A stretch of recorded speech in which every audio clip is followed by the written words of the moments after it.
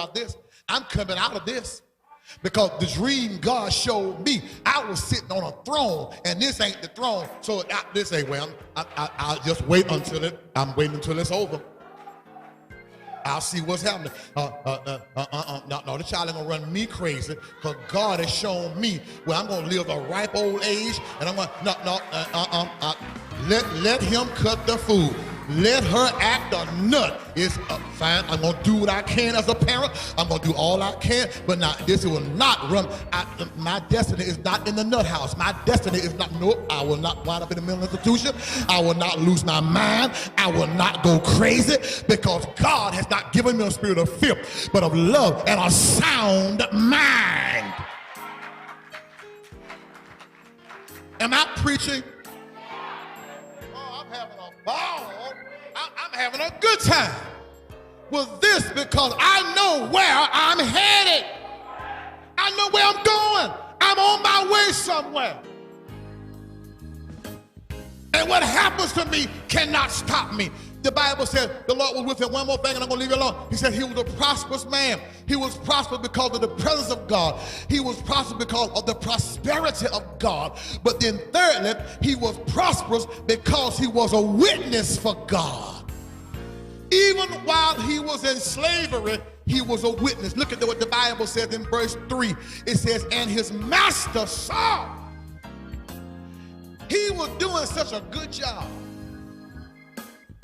until the master saw that the Lord was with him. The question is, what did he see? He didn't see no money, he didn't see no charity, he didn't see no sword, he didn't see no clothes, he didn't see, but what did he see? He saw that the Lord was with him. Well, how did he see the Lord with him? Did he see the Lord walking by his side? No. He saw that the Lord was with him by the way he acted while in a time of difficulty. If you want to know what's to a person, you watch how they act when all hell breaks loose in their life. The manhood of a man is not determined by how he acts when things are well with him, but when everything go wrong, that's how you determine who's a man. When a man can stand up and assume responsibility and say, okay, God, it's you and me. We've got to get this done. God, show me what to do. God, help me understand what I'm supposed to do. Then you can see what a man is. Not somebody who can talk smack while he got a few nickels in his pocket. About, yeah, I'm this and I can do this and I can do this and I can shut up. You can't do jack. That's a good word. Thank you for rescuing me, because I almost let it slip.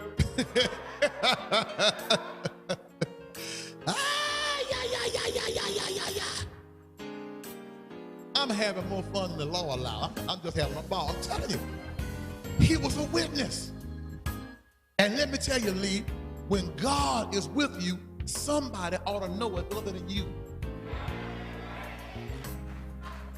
You ought to live so that people will look at you and go, there's something different about you.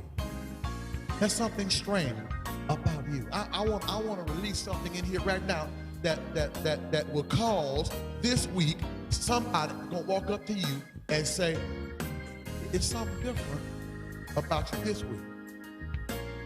And they're not gonna be, and they're trying to figure it out. It's because you've been in the presence of God. It's because, see, it's hard to come every week in and week out, and some of this don't rub off on you. Oh, come on, somebody. At some point, things begin to worry you. You begin to get disturbed about, I need to change this. I need to get this straight. I need to stop this. I need to correct this. But when you stop short of it, because nobody told you before that you've been empowered to make the change. You got the power to correct it. You've been endowed with the Spirit of God, and it enables you to straighten out the things that need to be straightened out. So my thing to you today is go on, straighten it out. Get it together. Because let me tell you something. What you think you making it on your own. But what you've got to understand is God is your source. And when God is your source, he becomes the strength behind your prosperity. It's not your job. It's not your money. It's not your savings. It's not your investment, but it's God. Lean over and tell somebody, it's God. It's God. It's God. It's nobody but God.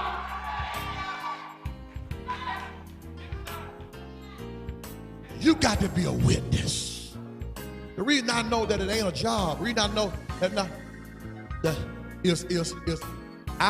I make less now than I've ever made in my life. But somehow, don't ask me how, somehow I'm more prosperous than I've ever been. I know it don't make no sense. I know you can't figure it out because it's not done on an earthly level. It's a heavenly thing. It's a spiritual thing. The Lord is with me, and he has made me to prosper. I don't mind saying it either. I call it bragging. You can call it whatever you want to call it, but it's the cruise, the whole cruise, and nothing but the cruise. Because I look to him as my source. See, when you want to be, and let me get finished. When you desire the prosperity that you've been empowered to have, you then have got to watch what you say and what you think.